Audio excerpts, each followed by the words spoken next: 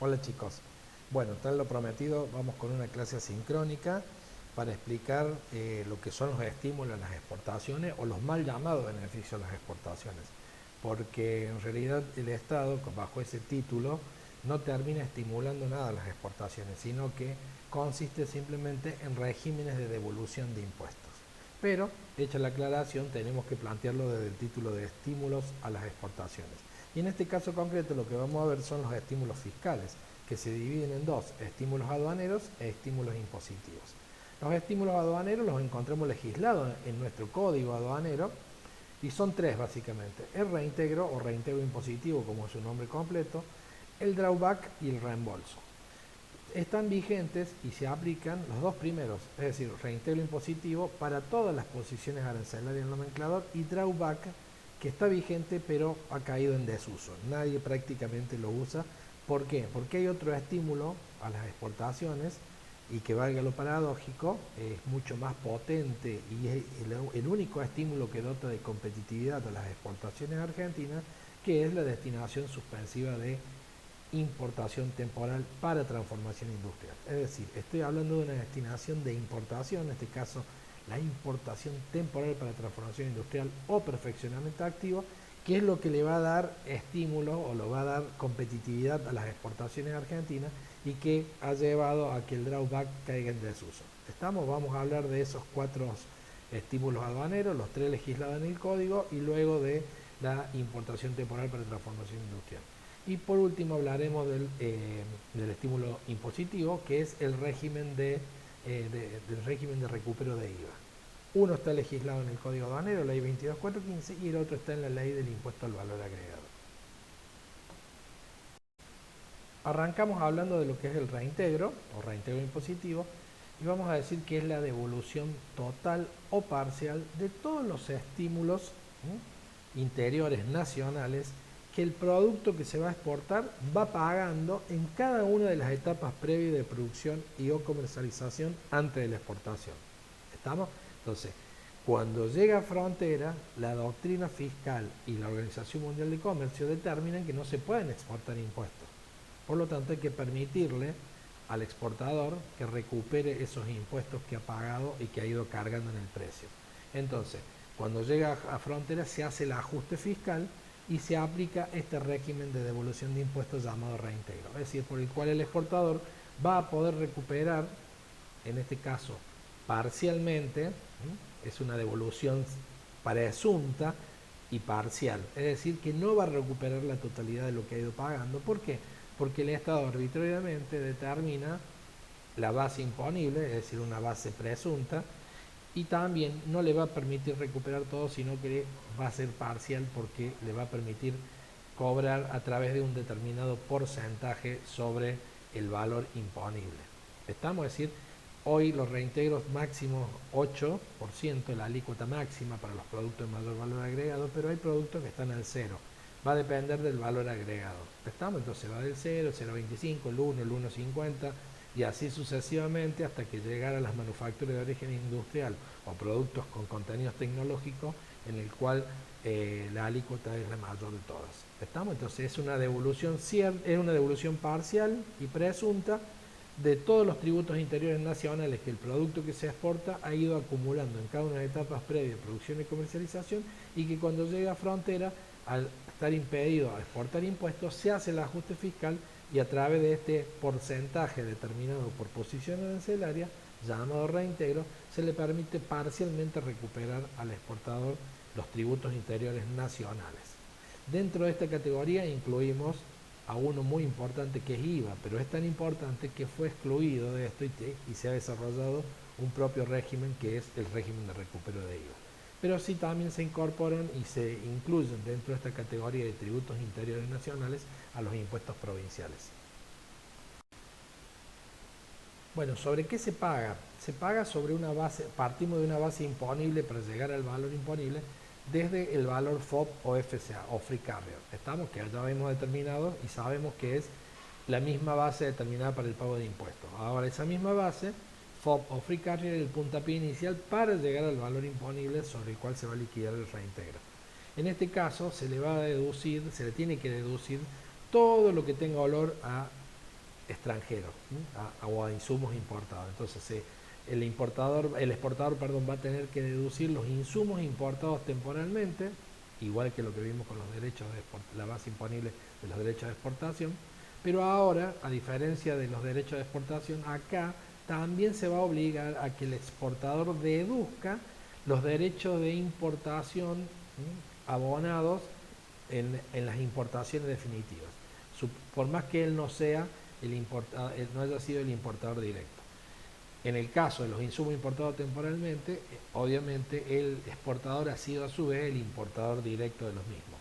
Cuando hablamos de que puede deducir los impuestos a la importación por insumos que se han importado definitivamente, no necesariamente él tiene que ser el importador, sino que los puede haber comprado en plaza. Pero también se tiene que deducir de ese concepto de base imponible, que es el valor FOB o Free Carrier. ¿Por qué? Porque el Estado va a devolver o va a pagar esos estímulos sobre lo que es el producto Made in Argentina, es decir, únicamente sobre el valor agregado argentino, dejando afuera todo lo que sean insumos importados, ya sea temporales o definitivos. Y por último, también va a obligar a que el exportador deduzca de la base imponible todas las comisiones o corretajes por ventas que haya pagado en el país. Estamos, es decir, cuando se pagan comisiones por ventas en Argentina o corretajes, también corresponde deducirlas de la base imponible. Entonces, como vemos que es una base muy delgada, muy flaca, sobre lo cual ahí sí aplicaremos el porcentaje determinado por posición arancelaria y de acuerdo al valor agregado del producto. Estamos, que dijimos, máximo 8%. El exportador debe acreditar que efectivamente exportó la mercadería, para lo cual deberá presentar la factura E de exportación, deberá presentar el documento de transporte, es decir, conocimiento de embarque o bill of lading, carta de porte o conocimiento rodoviario o guía aérea. Y también no estar al día, en materia fiscal, es decir, no tener deudas ni de seguridad social, ni deudas impositivas, ni deudas aduaneras. Si acredita todos esos extremos, va a poder cobrar el reintegro impositivo.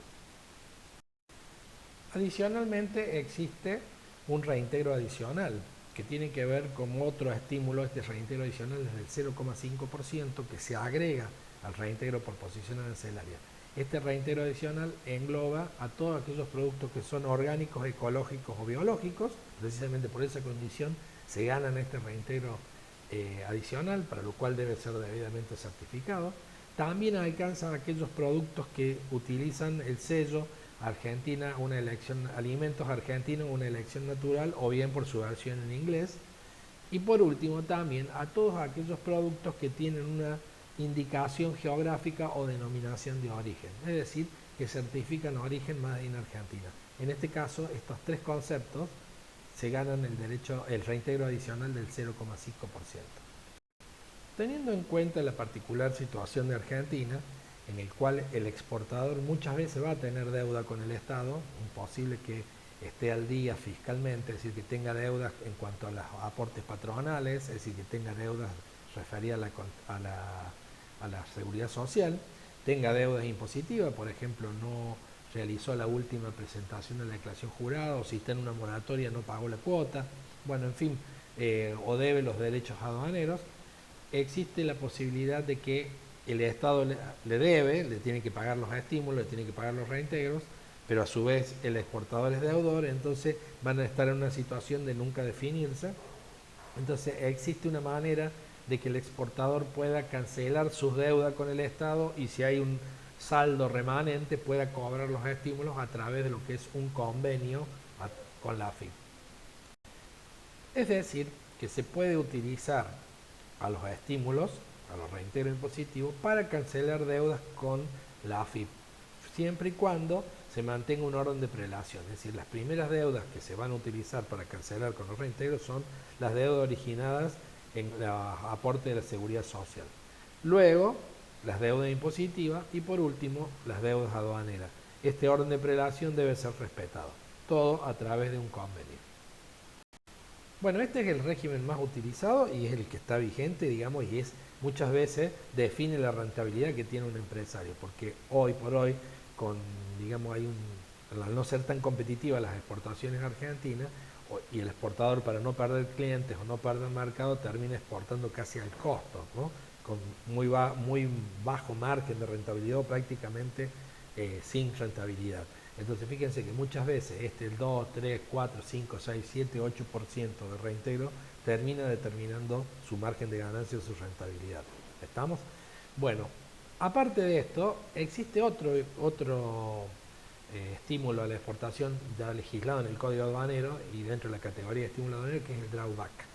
El drawback, fíjense, tampoco es un estímulo, sino una devolución de impuestos. ¿Qué tipo de impuestos? No ya los tributos interiores nacionales, sino los tributos a la importación para consumo que el exportador pagó al momento de importar la materia prima, las partes, las piezas, los envases, los embalajes, los insumos, los materiales auxiliares, que luego sufren un proceso de transformación, elaboración y mezcla y se venden al mercado interno. Es decir, el exportador ha importado insumos para producir mercadería que luego venden en el mercado interno.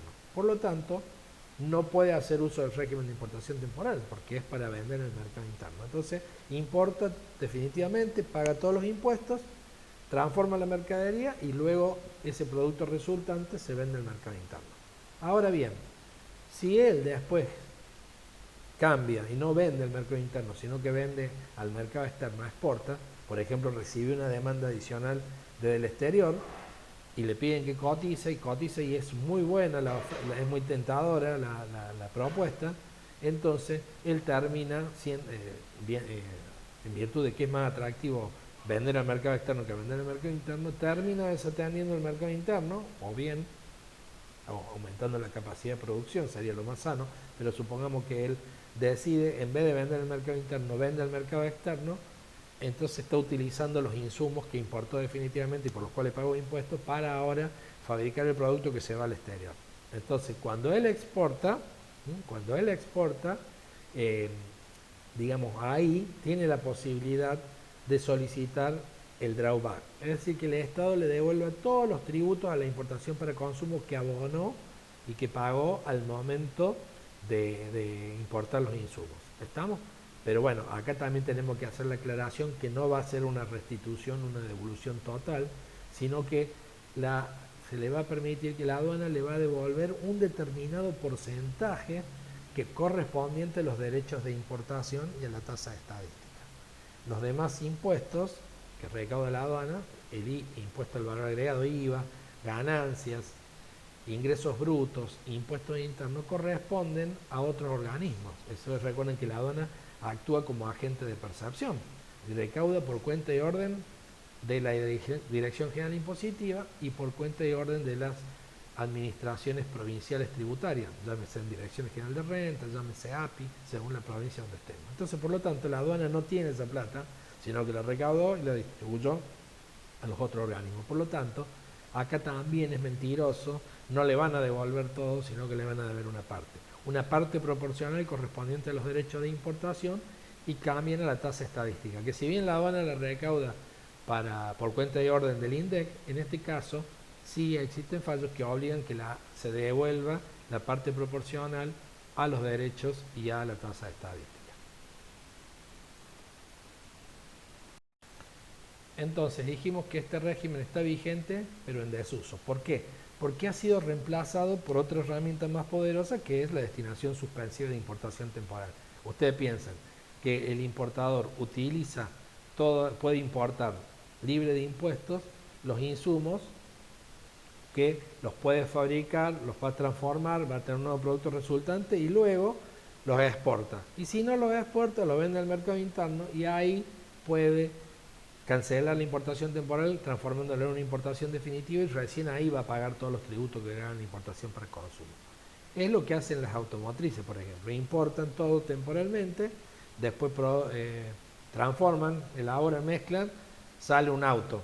Importó las ruedas, importó el bloque de motor, importó las cajas de cambio, transforman, sale un auto. Cuando el auto se exporta, se va a cancelar la importación temporal de esos insumos, ¿ok? O de esos repuestos, autopartes, etc.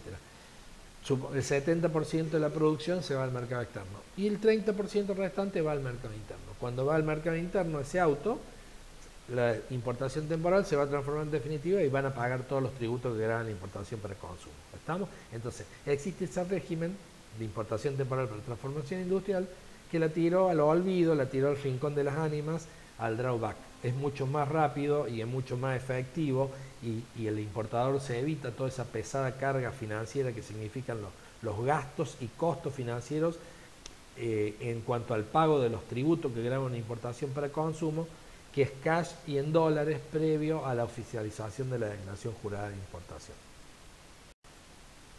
Entonces, si entendimos lo que es reintegro impositivo, devolución de los tributos interiores nacionales que se pagaron en cada una de las etapas previas de producción y comercialización del producto que se exporta, y el drawback, que es la devolución de los tributos interiores, de la devolución de los tributos a la importación para consumo de las materias primas, partes o piezas que van a sufrir un proceso de transformación y que van a arrojar un producto resultante.